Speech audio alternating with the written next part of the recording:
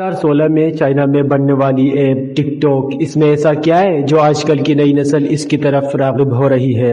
देखें, टिकटॉक एक ऐसा प्लेटफॉर्म है जिसके अंदर आपको नेगेटिविटी भी मिल जाएगी और पॉजिटिविटी भी मिल जाएगी। अब वो आपके यूज़ करने पे है। अब देखें, आपको कितना का क्रिंज कंटेंट मिल जाएगा कि आपको स्लो मोशन चलते हुए आ रहे हैं, मतलब वो टाइम वेस्ट है हमारी यूथ के लिए।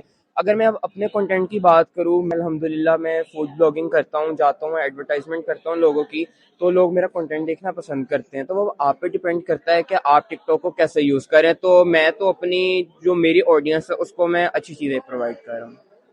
इसी के साथ कुछ लोगों का कहना है टिकटॉक के लिए वो अपना टाइम पास करने के लिए भी इस्तेमाल करते हैं। यार टिकटॉक बेसिकली मैं इसलिए यूज करता हूँ कि मैं जब बोर होता हूँ मैं टिकटॉक ऑन कर लेता हूँ। वो चीजें नजर आती हैं कि इंसान बोर ही नहीं होता, तो बहुत इंजॉय करता है।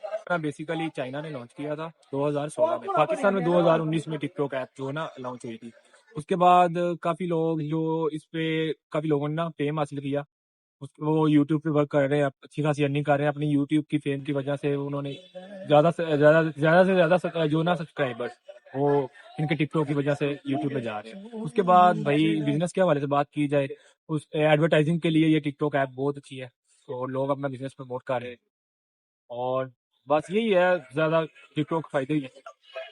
तो ये थी लोगों की राय टिकटॉक के बारे में। टिकटॉक के वैसे तो बहुत सारे फायदे भी हैं और नुकसानात भी हैं। कुछ लोग इसको बेहयाई फैलाने में भी यूज कर रहे हैं, तो ये इसका एक नुकसान है। दूसरी साइड पे अगर हम देखें तो ये लोग एडवर्टाइजमेंट बिजनेस के लिए भी यूज करते हैं। तो ये थी लोगों की राय। इसी के साथ कैमरामैन सैयद हैदर अली के साथ मोहम्मद हादी, यूसीपी टीवी लाहौर।